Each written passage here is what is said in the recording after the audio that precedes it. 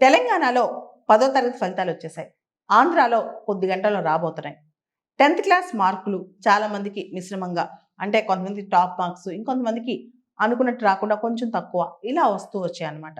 అయితే 10థ్ క్లాస్ మార్కులతో బేస్ అయ్యి మన జీవితం ఉంటదా? మన జీవితానికి 10థ్ క్లాస్ మార్కులకి పెద్ద సంబంధం ఉంటదా? ఎవరికైతే తక్కువ మార్కులు వచ్చాయో వాళ్ళ జీవితంలో పైకొస్తారా రారా? దీని మీద చాలా ఎక్కువగా తర్కిస్తూ ఉంటారు, ఆలోచిస్తుంటారు ఈరోజు. నేనొక మాట చెప్తున్నాను. 10థ్ క్లాస్ ఫలితాలకి, మన జీవితానికి 10థ్ క్లాస్‌లో మార్కులు తక్కువొచ్చినంత మాత్రాన జీవితంలో గొప్పోళ్ళం అవుతాం, అవ్వం అనేది ఏమీ లేదు. మార్కులకి జీవితంలో గొప్ప అవ్వటానికి సంబంధం లేదు. ముఖ్యంగా 10థ్ క్లాస్ తర్వాత ట్రాన్స్‌ఫార్మ్ అయిన వాళ్ళు చాలామంది 10థ్ ఫెయిల్ అయ్యి సివిల్స్ పాస్ అయిన వాళ్ళున్నారు.